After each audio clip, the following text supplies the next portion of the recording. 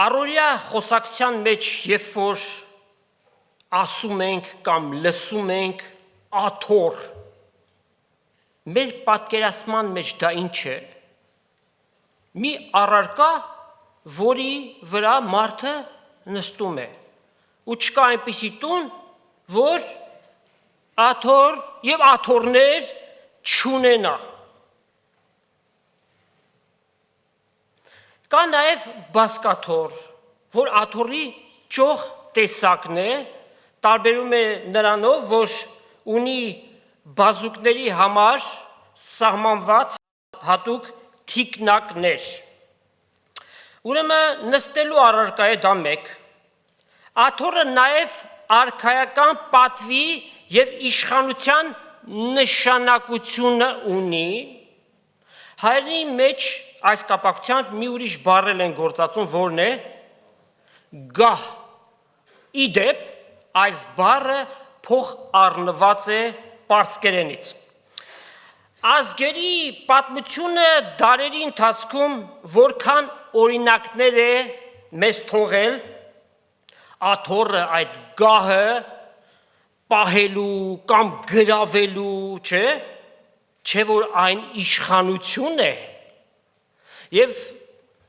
բազմաթիվ պատմություններ գիտենք, թե ինչեր են տեղի ունեցել, ինչ կերպերով այդ իշխանությունը գրավելու կամ պահելու համար։ Եթե մեկ բառով, խոսակցական բառով այն ներկայացնենք, ինչպես կասենք, աթոռա կռիվ, այսինքն այդ աթոռի իշխանությունը ունենալու համար կռիվ։ Հեղափոխություններ են եղել, հեղաշրջումներ են եղել, եկել ենք, հասել ենք մեր օրերը, տարբեր չէ անցյալից, մեր օրերի մեջ էլ այդպիսի բաներ կան, լսում ենք, եթե այդ աթոռին, ասենք թագավորական աթոռը, նախագահական, վարչապետ կամ ավելի ցածր օղակների, մարզպետ, գյուղապետ, եթե այդ աթոռին հասնելու համար քաղաքակիրթ ժողովրդավար միջոցներ են կիրառվում, այսինքն ազատ ընտրությունների միջոցով այդ իշխանությանը գալ, հետևաբար այդ աթոռակռիվը շատ նորմալ մի երևույթ է, բայց երբ աթոռին իշխանությանը հասնելու համար անթույլատրելի կերպեր և միջոցներ են գործադրվում, ընտրակաշառք, ընտրակեղծիք, խաբեություն, ահաբեկել մարդկանց, այդ ամենը դա պարտելի են և ովքեր են այս կերպով վարվում, մանավանդ նրանք, ովքեր որ նախկինում եղել են կերակրատաշտակի, որտեղը, կողքը, ոչ վրան հենց, թալանել են, լափել են, հիմա կարոտախտ է իրենց մոտ սկսել, նոստալգիա, այդ օրերը, բայց ավելի շատ իրենց թալանածը պաշտպանելու խնդիր է դրված, հետևաբար ամեն ստոր միջոցների պատրաստ են։ Աթոռակռիվ նենք կերպերով։ Եղել է, կա ու էլի կլինի։ Ոչ մի աթոռ մշտական չէ այս երկրի վրա։ Նրա վրա նստողը, երբ որ իր ժամանակ ավարտվեց, ինչ անում, գնում է, դեպքեր, իրադարձություններ, նորից այդ աթոռը գահը թափուր են թողում։ Ուրեմն երկրի վրա մնայուն իշխանություն չկա։ Պատմության մեջ թագավորներ եղան, ում Աստված իշխանության դրեց, այսինքն աթոռի վրա դրեց։ Նաև գրված է, որ ամեն իշխանություն Աստծուց է գալիս և մարդկանց մոտ թյուր պատկերացում, կարծիք կա, լավ եթե Աստծուց է գալիս, Աստված ոնց թույլ տվեց, որ երի թուրքերը գան իշխանության գլուխ, Հիտլերը գա եւ բռնակալներ գան, ասենք Ստալինը, ովքեր որ միլիոնավոր մարդկանց կյանքերը վերցրեցին։ Այդ ամենը Աստծո թույլատրելի կամքի մեջ էր։ Գերմանիայում ուզում էին Հիտլերին, ամբողջ ազգը կանգնել էր, որ նա պիտի լինի իրենց առաջնորդը, Աստված ասավ ուզում եք ձեզ։ Սուրբ գրքի մեջ հանդիպում ենք հետևյալը, որ Աստծո ժողովուրդը Աստծո դեմ գանգատ բերեցին, ասելով, որ ինչպես մյուս ազգերը ունեն իրենց թագավորը, մենք էլ ենք թագավոր ուզում այն պարագային, երբ որ Աստված իրենց թագավորներ, իրենց առաջնորդներ, իրենց փրկիչներ, եւ Աստված ասաց. ուզում եք ահա ձեզ Սավուղը որպես թագավոր իրենց գլխին ինչ եղավ, փորձանք եղավ։ Աշուշտ Աստված դրեց նաև թագավորներ, ովքեր որ բարեպաշտ եղան, Աստծուն հավատարիմ գտնվեցին, ինչպես Դավիթը, այս անունը հիշենք վերջում, ամենավերջում նրա հետ կապված մի բան էլ կա, Սողոմոնը, հայր եւ որդի, ամեն մեկը 40 տարի թագավորություն արեցին եւ այդ ժամանակաշրջանը, քանի որ Աստվածապաշտ թագավորներ էին սրանք, խաղաղությամբ անցավ ամեն բան։ Իդեպ Սողոմոնի համար հետևյալն է գրված, տեսեք իր ունեցած այդ գահը ինչպիսին էր, բնորոշում կա։ Թագավորը Սողոմոնը փղոսկրե մեծ աթոռ շինեց, փղոսկրե եւ զուտ ոսկիով պատեց զանիկա։ Այս աթոռը 6 աշճան ուներ ու աթոռի վերի ծայրը ետևեն բոլորակա ձև էր եւ նստելու տեղը մեկ կողմից եւ մյուս կողմից հենարաններ ուներ։ Հենարանների մոտ 2 առյուծներ կկենային, համապատասխան 6 աշճանների վրա մեկ կողմեն եւ մյուս կողմեն 12 առյուծներ կկենային, ավելի համապատասխան։ Որևէ թագավորության մեջ այսպիսի բան շինված չի եղել։ Սողոմոն թագավորի բոլոր խմելիքի ամանները ոսկի էին, Լիբանանի անտառ կոչվող սրային բոլոր ամանները զուտ ոսկի էին, արծաթ չկար, քանզի արծաթը Սողոմոնի օրերը բանի տեղ չէր սեփում, այնքան շատ էր։ Այսպիսի գահ պատրաստած մեկը 40 տարի այդ գահին բազմեց, հետո մնաց այդ գահի վրա։ Ժամանակը լրացավ, գնաց, այսինքն անգամ Աստծո կարգած թագավորները մշտական չմնացին, իրենց ժամանակը վերջացավ եւ գնացին։ Սակայն կա մի աթոռ, եւ այս պարագային պիտի ասենք ինչ, գահ, որ ի հավիտենից է, անշարժ է, գերբնական է, Աստված ասավ, ամեն բան պիտի շարժեմ, այս երկրի վրա, թագավորական գահերն էլ պիտի շարժի, որ միակը որ կա, հաստատուն եւ անշարժ մնա։ Որտեղ է այդ գահը, throne անգլերենով, որտեղ է, ուրեմն թող Աստված պատասխանի մեզ, Սաղմոս 11:4, Տիրոջ աթոռը երկնքում է, եւ ոչ միայն այսքանը, մենք պետքություն ունենք հավելյալ բացատրությունների, որպեսզի ավելի ու ավելի ճանաչենք այդ գահը։ Դրա անչափելի լինելը մենք կարդում ենք Եսայի 66-րդ գլխում առաջի 2 համարներն են։ Տերը այսպես է ասում.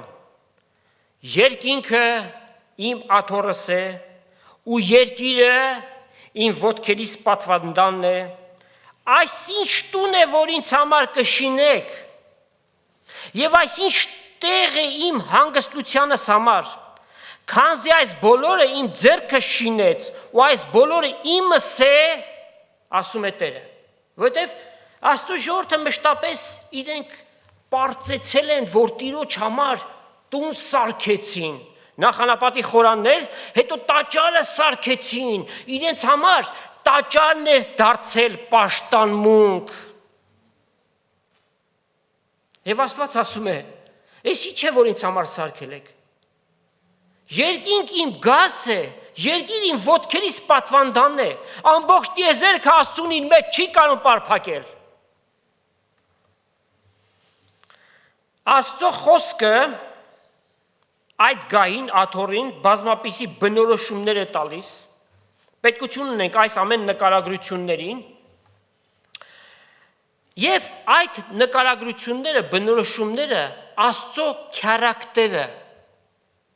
այսինքն հայերեն եթե ասենք բնավորությունը մեզ ներկայացնում է ինչ որ կերպով մեր սպասելիքները չի արդարացնում, քարակտեր, այսինքն թե ներքին իր էությունը եւ թե իր արտաքին վարվելակերպը, բայց բնավորություն, երբ որ ասում ենք մեկի բնավորություն, հասկանում ենք նրա վարվելակերպը, ինքը ինչպես է մարդկանց մեջ իրեն դրսևորում։ Եկեք կարդանք Սաղմոս 45 6-7 համարները։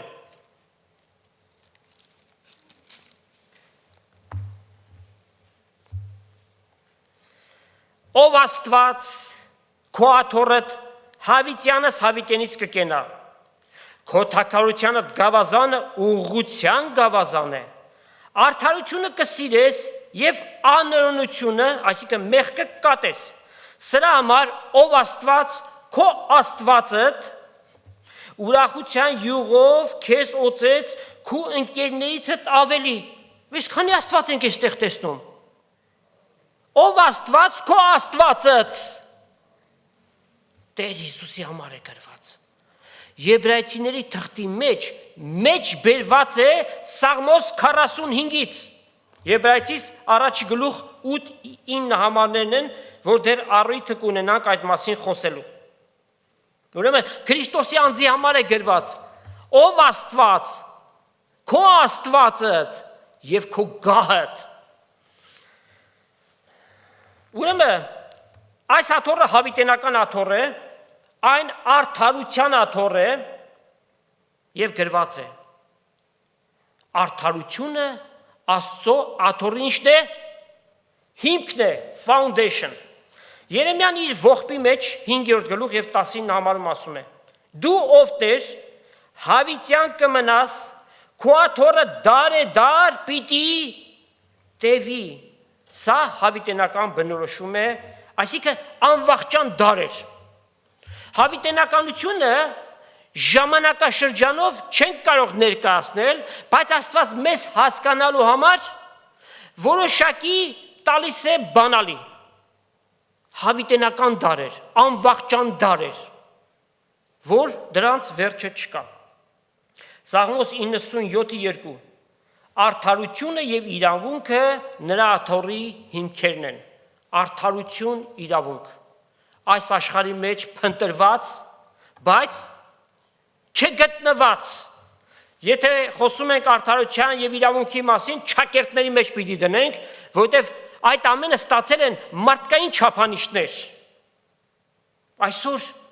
աշխարհը մեղքն է արդարացնում։ Էլ ինչ արդարության մասին կարող ենք խոսել։ Այդ աթոռը Աստծո մեծափառության արտացոլումն է։ Աստծո փառքը այնտեղից հորդում է։ Այս ասելով մենք չենք կարող զանցանել այն ինչ որ Եսայի մարգարեն տեսավ եւ գրեց Եսայի 6-րդ գլուխ առաջի 5 համարներն է սա։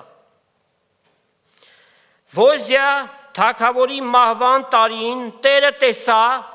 եւ այդ տարին 739 թվական Քրիստոսից առաջ,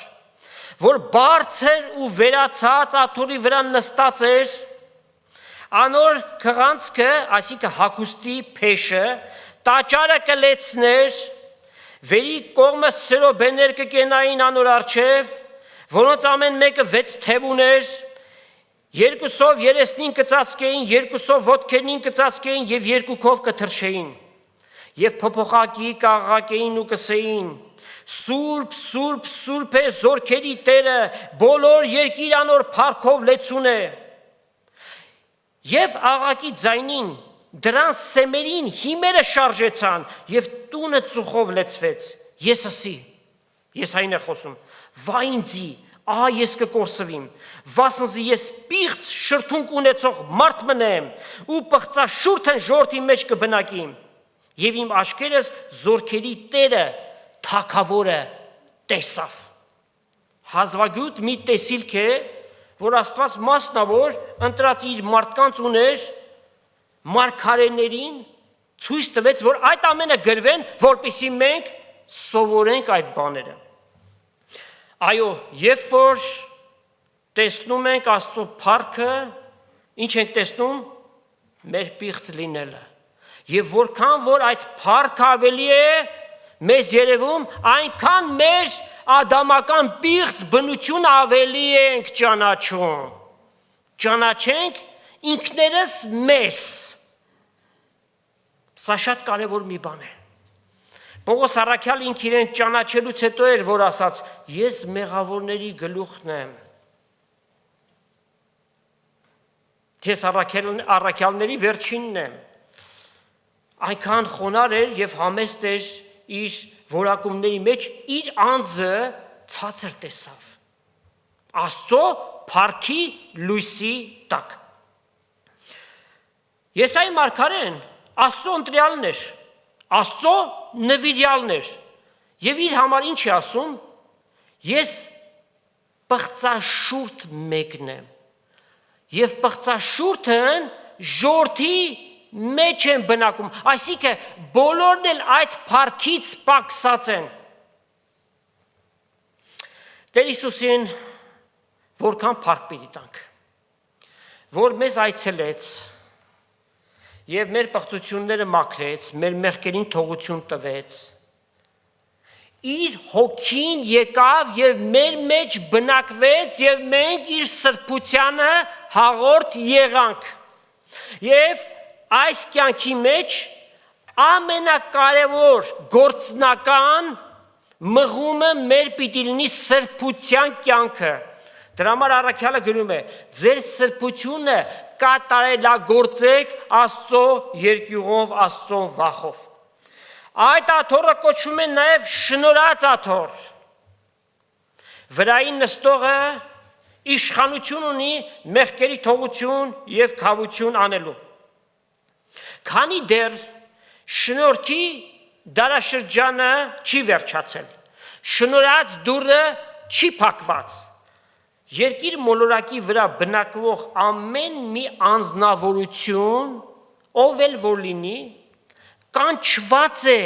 այդ դռնից ներս մտնելու համար։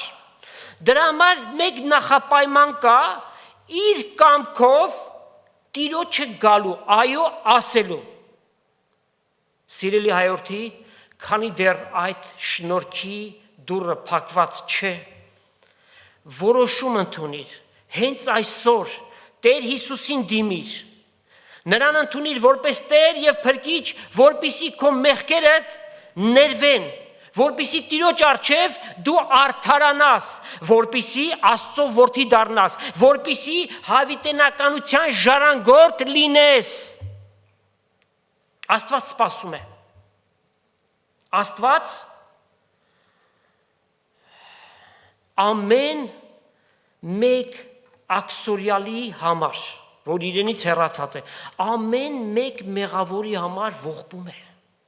Որտեղ մարդը Աստծո պատկերը եւ նմանություն ունի։ Աստված չի ուզում, որ որևէ մեկը կորսվի, այլ որ բոլորը ապաշխարեն եւ հավիտենական կյանք ունենան։ Փրկությունը ձրի է, որի համար վճարված է ամենասուղ անչափելի Քրիստոսի կյանքը, Քրիստոսի արյունը։ Եվ այդ քայլը կարող ես անել աղոթքով։ Անգամ Աստված չպիտի նայի քո կծկտուր խոսքերիդ, որ աղոթել էլ չգիտես։ Այո ասա Տեր Հիսուս, ես հավատում եմ, որ դու Աստված ես, Տեր ես, խնդրում եմ ինձ այցելի։ Եվ երբ որ այդ բանը անես անկեղծությամբ, անպայմանորեն Տիրոջ այցելությունը քեզ պիտի լինի։ Մենք որ Տիրոջը ճանաչում ենք, որևէ կերպով այդ շնորհած աթոռին, այդ արդարության եւ իրավունքի աթոռին, այդ փառավոր աթոռին մոտենալու կերպ ունենք թե ոչ, անպայմանորեն։ Եբրայեցիներին գրած նամակ 4:16 համար։ Ուստի եղբայրներ եւ քույրեր, համարձակությունով մոտենանք շնորհած աթոռին, որպեսի ողորմություն ընդունենք եւ շնորհք գտնենք։ Արդեն գտել ենք շնորհք, ինչի մասն է խոսքը։ Առօրյա մեր մեղքերի թողության եւ քավության համար պետք եղած ատենին մեզ օգնելու, այսինքն զորացնելու։ Երբ որ մենք մեր մեղքերը խոստովանում ենք Տիրոջը եւ դրանք մաքրվում են, դրանք Աստծո կողմից մեզ տրված զորություն է։ Եբրայեցիներին գրած նամակ 10:19-20 համար։ Համարձակություն ունենք սուրբ տեղը մտնելու, այսինքն այդ երկնային գահը, դրա առջև ներկանալու Հիսուսին արյունով, այն նոր ու կենդանի ճամփով, որ բացավ վարագույրի միջից, որ է իր մարմինը, այսինքն այդ մարմինը, այդ կյանքը պիտի զոհվեր, որպեսզի այդ ճանապարհը դեպի երկնային սրբարան բացվեր, որտեղ Տեր Հիսուս, որպես մեծ քանապետ, հոր առջև ներկայացած է ամեն մի իրեն դիմողի համար մեղքերի թողություն եւ քավություն տալու։ Նրանք ովքեր առաջի անգամ են Տիրոջը գնում, նրանց համար միջնորդություն է անում Տեր Հիսուս, իսկ մենք որ տարիներ շարունակ իր հետևորդներն ենք, ինքն է մեր կյանքը, մեր ամեն մեղքերի խոստովանության համար, Տեր Հիսուս մեզ համար ինչ է։ Ինչ։ Բարեխոս է։ Ուրեմն անհավատների համար միջնորդ առաջի անգամ եկող, իսկ մեզ համար բարեխոս է Փառք Տիրոջ։ Խոսում ենք գահի աթոռի մասին, բայց բոլորովին մեր հայացքները այդ գահի ինչպիսի լինելը չպիտի լինի։ Մեր գլխավոր նպատակը գահի վրա նստողն է։ Ուրեմն գահը ներկայացնում է մեր Տիրոջը։ Այս համատեքստում է, որ պիտի կարողանանք հասկանալ Տեր Հիսուսի հետևյալ խոսքերը, Մատթեոս 5:33-37 համարները։ Դարձյալ լսել եք, որ ըսվեցավ առաջիններուն, սուտ երթում միներ, հապա ըրացը երթումները վճարե Տիրոջը, բայց ես ձեզ կսեմ, ամեներևին երթում միներ, ոչ երկնքի վրա, որ Աստծո աթոռն է, ոչ էլ երկրի վրա, որ նրա ոտքերի պատվանդանն է, ոչ էլ Երուսաղեմի վրա, որ մեծ թագավորի քաղաքն է, ահավասիկ, ապացուցային բանի եւ պատկան բոլոր նրանց, ովքեր որ կարծում են Հիսուս երկրորդ անգամ հայտնվելուց հետո անպայման որտեղ պիտի իջնի, Էջմիածին։ Երուսաղեմ, որ մեծ թագավորի քաղաքն է, վերջ։ Ոչ էլ քո գլխուդ վրա երթումն ես, վասզի չես կրնար մեկ մաս ջերմակացնել կամ սևացնել։ Ի նկատի չունի, այսինքն այն նյութերը, որով հապա ձեր խոսքը ըլլա այոն, այո եւ ոչ, սրանից ավելին ումից է գալիս, չարից է գալիս։ Բոլորովին երթում անել պետք չէ։ Եվ երբ որ մարդիկ երթում են անում երկնքի վրա, Աստծո վրային երթում անում եւ իրենց երթումը չեն պահում, դատապարտություն են բերում իրենց վրա։ Եթե աշխարհի մեջ կամ երբ որ աշխարհի մեջ մի դեպք իրադարձություն է տեղի ունենում, որպեսզի կարողանանք այդ իրադարձությանը նկարագրություն տանք, մեզ ինչ է պետք։ Տեղեկատվություն, ինչ, երբ, որտեղ, ոնց, չէ, այս ամեն բաները կարևոր են։ Այլապես եթե մի բանից գաղափար չունես, դրա մասին ինչպես կարող ես խոսել։ Եվ եթե երկրավոր բաները պահանջում են այսպիսի տեղեկատվություն, այսպիսի ինֆորմացիա մեզ համար, հապա որքան ավելի երկնային է, որ աստվածային է, որ հավիտենական է, գերբնական է, մեզ պետք է հասկանալ այդ ամենը, հավելյալ եւ հավելյալ մանրամասնություններ մեջտեղ հանելով։ Որտեղից պիտի գա դա։ Մեկը երաս տեսնի գա մեզ պատմի, գնաց երկինք, տեսավ, եկավ, մեկը գնացել երկինք, եկավ, ասում է տեսա, հորը տեսա, երկար մորուքով ճերմակ, գահին նստած էր, Հիսուս կողքը աջ կողմը կանգնած էր, ասեցին, բա Սուրբ Հոգուն, մի հատ էլ աթոռ կար, ասում է Սուրբ Հոգին այնտեղից որպես ծուխ դուրս էր գալիս։ Սատանան նմաններին խաբում է եւ այդպիսիներն էլ իրենց աջ ու ձախ ձեռքի տարբերությունը չունեցող տգետներ հավատում են, ոչ միայն հավատում են, այլ նաև նման բաների վրա, երբ որ ճշմարտությունը խոսում ես, իրենց իմացածի վրա ոտք են կողում ասելով, որ սա է ճիշտ եւ վերջ։ Ձեր հավատքի պես լինի ձեզ։ Աստված մեզանից ինչ է ակնկալում, որ մեր կարդացած, լսած բաները, որոնք միմիայն Սուրբ գրքի վրա են հաստատված, մենք ընդունենք անվերապահորեն։ Այլապես թերահավատությունը մեկ անգամ, երկու անգամ, երեք անգամ դուռ է բացում ինչի անհավատության։ Ինչ որ լսում ենք գրված է, ինչ որ կարդում ենք գրված է, այո եւ ամեն է հավիտյան, քննարկման ենթակա չէ, որպես trustworthy, այսինքն հավատալու համար արժանահավատ, անպայմանորեն 100%-ով այդպիսին է։ Եկեք կարդանք ուրեմն Հայտնություն 4 գլխից առաջի 10 համարները։ Ներկայացված է երկնքի մեջ պաշտամունք, այս բաներից հետո տեսա, թե երկնքի մեջ բացված դուռ կար, առաջին ձայնը, որ լսեցի, փողի նման էր, որ ինձ հետ կխոսեր եւ կսեր, հոս ելիր եւ ասկե ետքը լալու բաները քեզ պիտի ցույց տամ։ Հովանես առաքյալին այս ամենը հայտնվեց, որ ոչ թե ինքը գնար այստեղ այնտեղ իր գլուխը գովեր, այլ որ գրեր, որպիսի դարեր, հազարամյակներ հետո հավատացյալներին հասու լիներ, որ մենք այս բաները իմանայինք։ Եվ շուտմը հոգին իմ վրաս եկավ, տեսա թե աթոռը դրված էր երկնքի մեջ, աթոռի վրա մեկը նստած էր, նստողը հասպիս ու սարջոն քարերու երևույթի նման էր, աթոռի շուրջը ինչ է գրված, այն թարգմանությունների մեջ, որտեղ գրված է քահանաներ ջնջեք եւ վրան գրեք ծիածան։ Իրական հունարենից թարգմանությունը ծիածան է։ Երկնքում քահանաներ չկա, անգամ ներկա դարաշրջանին Աստված չի ճանաչում քահանա,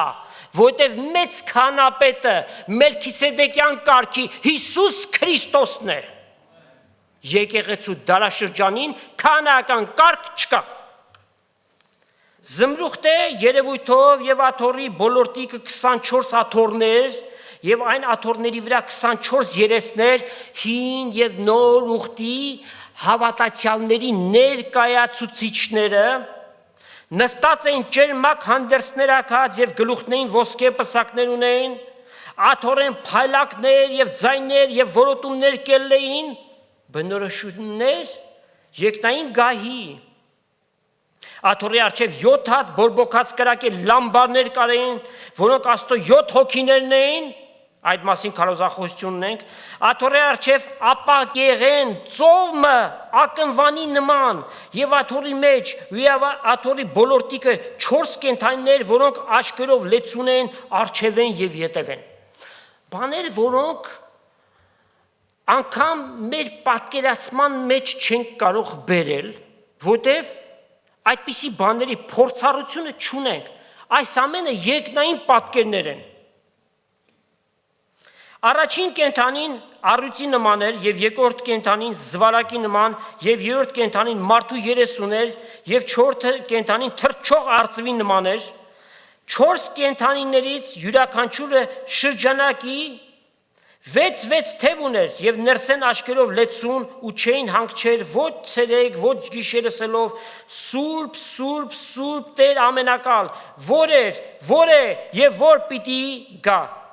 Երբ այն կենդանիները փառք ու պատիվ և գոհություն կտային աթոռի վրա նստողին, որ կենդանի է հավիտյանս հավիտենից, 24 երեսները աթոռի առջև կինային և երկրպագություն կնեին հավիտյանս հավիտենից կենդանի եղողին, իրենց պսակները աթոռի առջև կնետեին ասելով. արժանի ես Տեր, փառք ու պատիվ և զորություն առնելու, վասնզի ամեն բաները դու ստեղծեցիր, քո կամքով եղան և ստեղծվեցան։ Երկնային մի պատկեր և այնտեղ գահը և գահի վրա նստող մեկը, հիմա պիտի մտածեք ասելով, որ այդ ամբողջ ժամանակ երկրպագություն, արդյոք չենք ձանձրանալու։ Անգամ այս միտքը, երբ որ մեր մեջ հղանում է, սա մարմնավոր մտածելակերպ է։ Մենք երկնքում իրական հրաշքների պիտի ներկա լինենք, զմայլվանք և հրճվանք աստվածային այդ ներկայությունից մեր գլուխները պիտի պտտվի, պիտի շշմենք։ Ուզում եք մի րոպե շուտ գնանք, թե այստեղ լավ է, թող ժամանակը լռանա, երբ որ գա։ Տեր Հիսուս, բոլորս մեկտեղ ասում ենք. Մանրանաթա, շուտով արի։ Համբերությամբ սպասենք, այս ամենից շատ ավելին պիտի տեսնենք։ Աստված մեզ տալիս է այնքանը, որքան կարող ենք կրել, որքան կարող ենք ըմբռնել, հաճախ այս գրվածներն էլ մեզ համար դժվար է և խրթին է անգամ երևակայության մեջ մեր բերելը, որովհետև որևէ նման բանի փորձառություն մենք չունենք։ Պողոս առաքյալի վկայությունը միշտ հիշենք այս առնչությամբ, Կորինթացիների երկրորդ նամակում է գրված 12-րդ գլուխ և 4-րդ համար։ Լսեցի անպատմելի խոսքեր, չի ասում տեսա, լսեցի անպատմելի խոսքեր, որոնց դուք արժանի չեք, որ իմանաք։ Ինչու՞։ Որովհետև մեղավոր ենք։ Ճիշտ է, Քրիստոսի արյունով մաքրված, սրբված Աստծո որդիներ ենք, բայց այդքան փառք, այդքան սրբություն միայն այն ժամանակ կգնանք, երբ որ այս մահկանացու մարմնից մեր կանանք։ Որ այդ աթոռի կամ գահի արժեքան չափելի է, դրանում կասկած չկա։ Հետևյալ հարցումն է գալիս. մարդկությունը Աստծո գահի հետ որևէ առնչություն ունի, թե չունի։ Ինչ նկատի ունենք մեղավոր մարդկությունը։ Պատասխանը այո է և սրտի ցավով պիտի ասենք, որ նրանց համար այդ գահը, ինչ գահ է, դատաստանի, դատապարտության գահ է։ Այն արդարությամբ և իրավունքով պիտի գործադրվի, տեղափոխվում ենք Հայտնություն 20-րդ գլուխ 11-ից 15 համարները։ Մեծ ճերմակ աթոռը տեսա, որի վրա մեկը նստած էր, անոր երեսեն երկիր ու երկինք փախան, տեղը չգտնվեցան, որտև Աստծո անունից լեռները անգամ դողում են։ Տեսա պստիկ և մեծ մեռելներ, որոնք Աստծո առջև կանգնած են։ Գրքերը բացվեցին և ուրիշ գիրք մնալ բացվեց, այսինքն կյանքի գիրքը, և գրքերի մեջ գրված մեռելները դատվեցին իրենց գործերի համեմատ, և ծովը իր միջի մեռելները տվեց նրանք ովքեր ծովի մեջ խեղդվել են, Աստծո օրենքն է, մարդը որտեղ որ մեռավ, այնտեղից հարություն պիտի առնի եւ Տիրոջ առջև կանգնի։ Եվ մահը եւ դժոխքը իրենց միջի մեռելները տվեցին։ Ամեն մեկը իր գործերի համեմատ դատվեց։ Ոչ միայն Քրիստոսը մերժելու համար նրանք դատապարտված են, այլ նաեւ ինչ մեղքեր որ այս կյանքի մեջ գործել են, Աստված արդարությամբ պիտի դատի եւ դատաստանի աշճանը, տանջանքի աշճանը նաեւ կախված է այդ գործերից։ Եւ մահը ու դժոխքը կրակի լճի մեջ ձգվեցին, սա է երկրորդ մահը։ Եվ ով որ կյանքի գրքի մեջ գրված չգտնվեց, կրակի լճի մեջ նետվեց։ Սարսափելի է։ Թերևս այս պահին ոմանց մոտ պիտի առաջանա հարցումը, իսկ ինչ իմանամ, իմ անունս կենաց գրքի մեջ գրված է, գրված չէ։ Ինքդ քննի։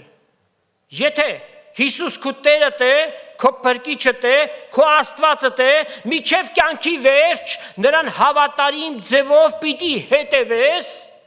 քո անունդ գրված է կենաց գրքի մեջ։ Եվ այն հոգին, որ մեր մեջ եկավ, մենք ինչ ենք կանչում, Աբա Հայր, միայն հոգին է, որ կմղի այդ բանը անելու, Աստված մեր Հայրն է, մեր սիրող Հայրը։ Ով է, որ այդ աթոռի վրա նստած է ու պիտի դատի,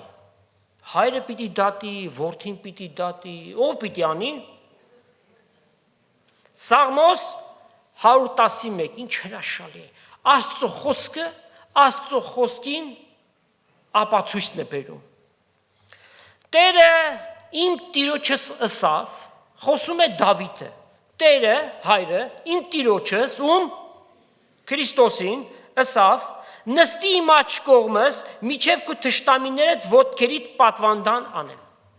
Հայրը մեկին չի դատում, հապա ամեն դատաստան որդուն տվեց, որպես ինչ, ամենքը որդուն պատվեն, Հովանու 5-րդ գլուխ 22-23 համարներ։ Երկիր բոլորակ եկած, ամեն մի անձնավորություն, բոլորը Տիրոջ առջև պիտի կանգնեն, ծունկ պիտի ծռեն եւ պիտի դավանեն, որ Հիսուս Տեր է հոր փառքի համար։ Նրանք ովքեր այս կյանքի մեջ են այդ բան անում, երանելի են, երջանիկ են, փրկված են։ Ովքեր որ այս կյանքի մեջ չանեն, այս կյանքից դուրս գալուց հետո պիտի անեն եւ դա իրենց չպիտի օգնի, դատաստանը նրանց համար պատրաստ է։ Աստծո խոսքը մեզ բերում է նաև հետևյալը, Հայտնություն 22-ի առաջի համար,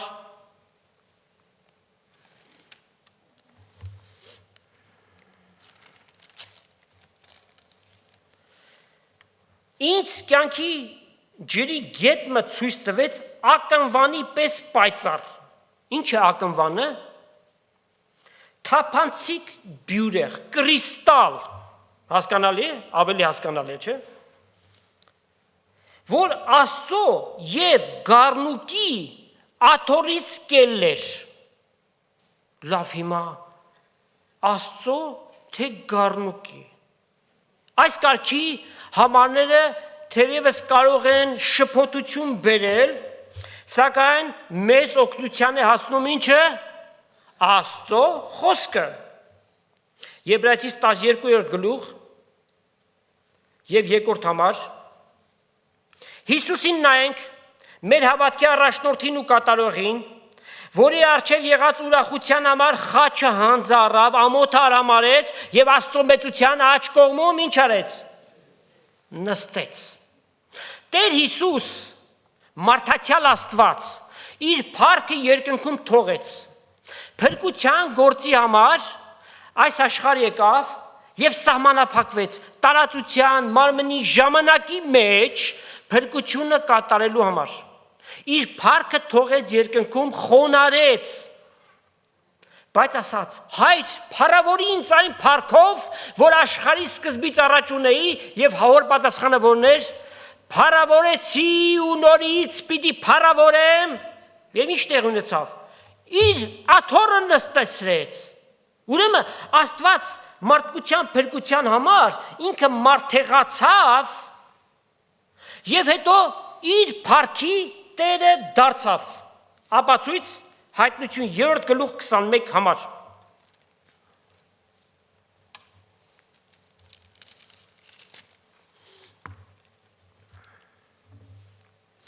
Նա որ կհաղթե, Տեր Հիսուս է խոսում, ինձ հետ իմ աթոռը պիտի նստի։ Ինչպես ես էլ հաղթեցի եւ իմ հորս հետ անոր աթոռը նստեցի։ Նա որ ականջ ունի, թող լսե թե հոգին ինչ է ասում եկեղեցիներին։ Ուրեմն Տեր Հիսուս ասում է. նա որ հաղթի, ովքեր են հաղթողները։ Նրանք ովքեր որ բացառիկ սրբազուրկ կյանք են ապրում, այդպիսիները։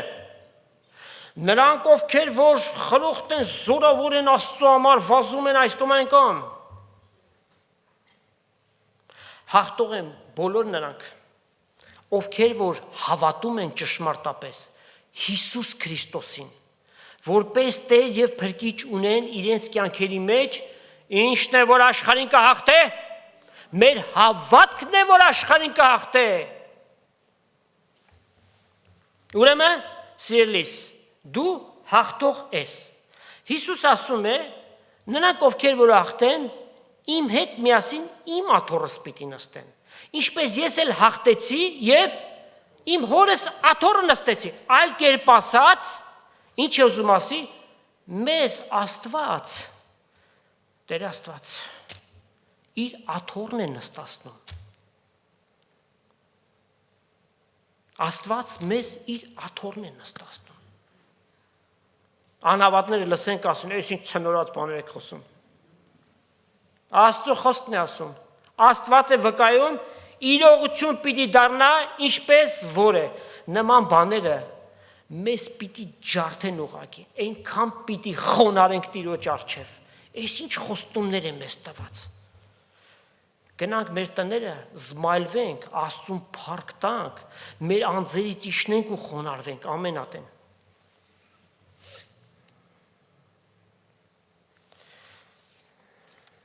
Ուրեմն, ինչն է որ աշխարհին հաղթում է։ Եկեք կարդանք։ Հովանու ավետանիչը իր ընդհանրական թղթում է այս բանը գրում։ Հովանու 5-րդ գլուխ, առաջին ընդհանրական թղթի 5-րդ գլուխ 4-5 համարներն է։ Վասնզի նա որ Աստծմե ծնած է, աշխարհին կհաղթե։ Նրանք ովքեր վերստին ծնունդ ունեն, աշխարհին հաղթած են,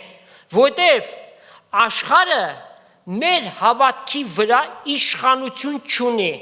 թեև կարող ենք մարմնավոր գտնվել, մեր կյանքի ընթացքի վրա ազդեցություն ունենա, բայց վերջնական հաշվով իշխանություն չունի։ Մեր հավատքն է որ աշխարհին կհաղթե, ով է որ աշխարհին կհաղթե, եթե ոչ նա, որ կհավատա,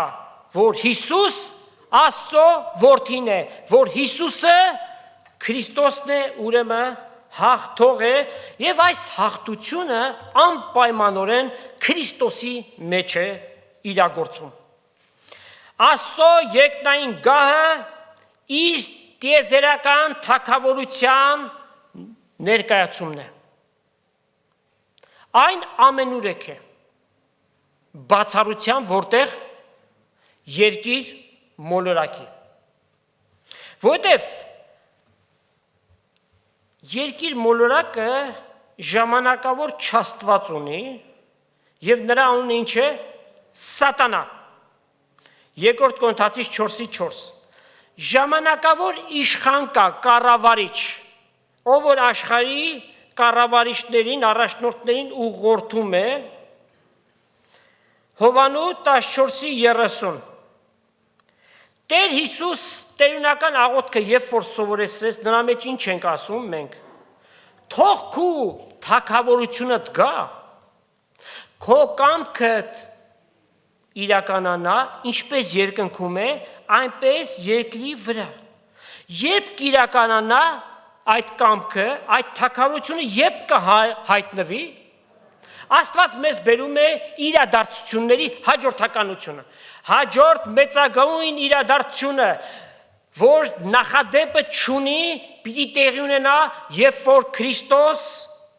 հայտնվի եւ աննկատ ձևով գրված է գողին նման պիտի գա եւ իրենները երկինք պիտի տանի, սա կոչվում է հափշտակություն, rapture։ Այն ժամանակ մենք պիտի մտնենք Գառնուկի կոչունքը հայտնություն 19:9 երանել են բոլոր նրանք, ովքեր որ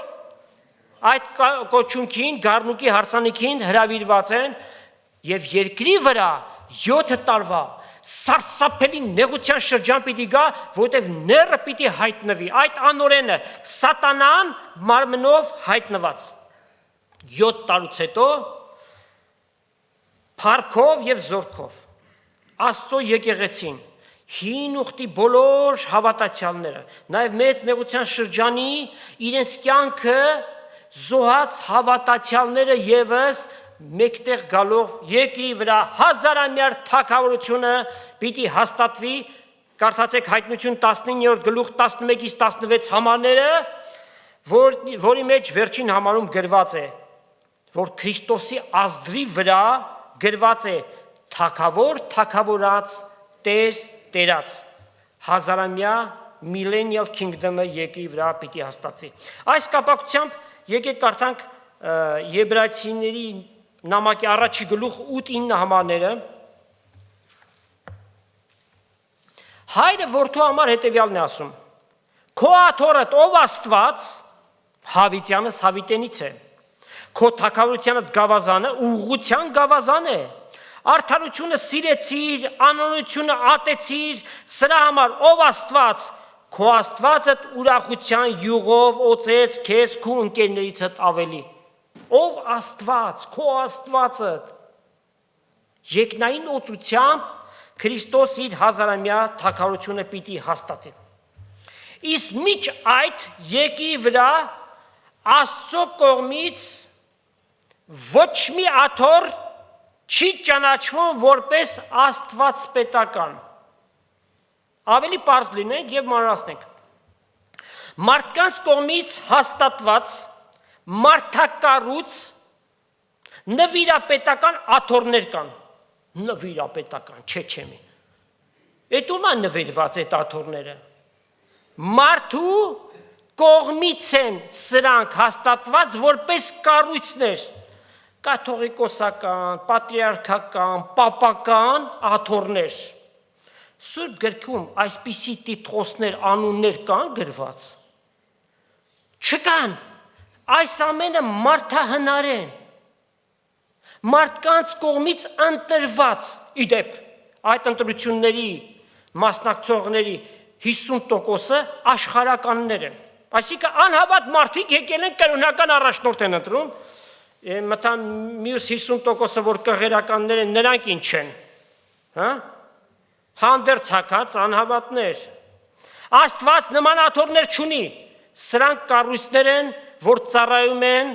այս կամ այն կուսակցություններին եւ գլոբալիստների գործն են կատարում, այն է համաշխարհային մեկ պետություն ստեղծել, դրան զուգահեռ համաշխարհային մեկ կրոն ստեղծել։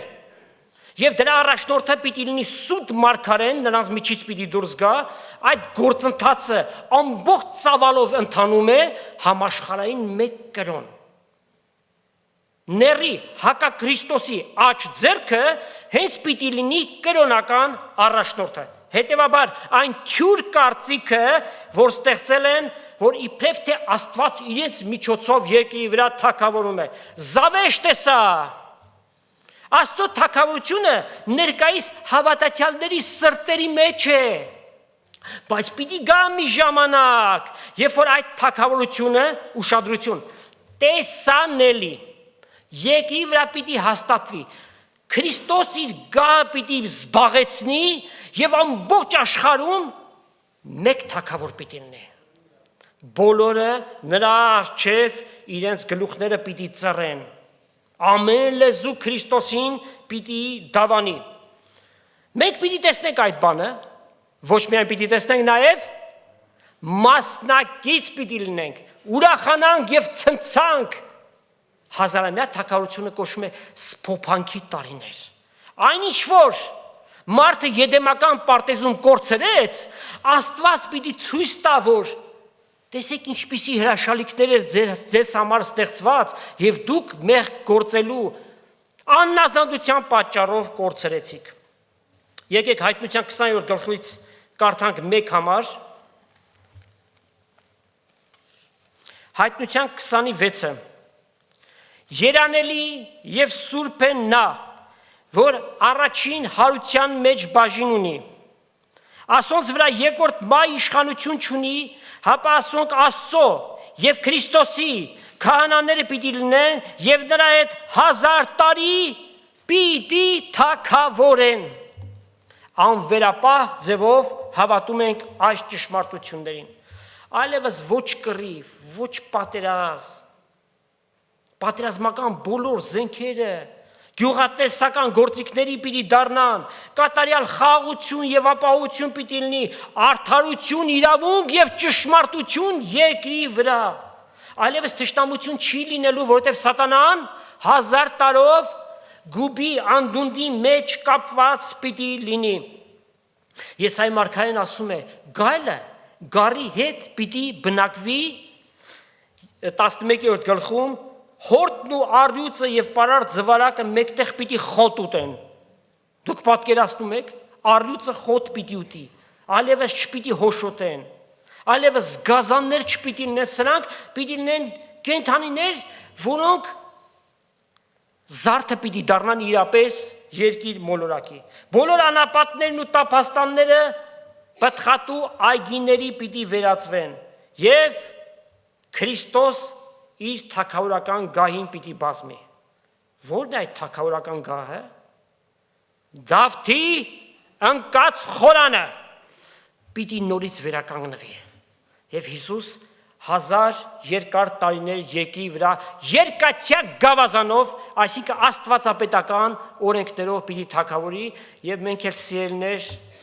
նորից խոնարհենք այս ամեն բաների մեջ, այդ թագավորության մասնակից ենք։ Մեզ ինչ է մնում, որ անենք։ Մնում է, որ այս կարճ ժամանակը միջև Տիրոջ գալուստը մեր սրբությունը Աստծո վախով կատարելագործենք։ Ինչ կերպերով կարող ենք ծառայել եւ ապրել Տիրոջ համար եւ մանավանդ խնդրենք նրա գալուստը։ Տեր Հիսուս շուտով արի, որպեսզի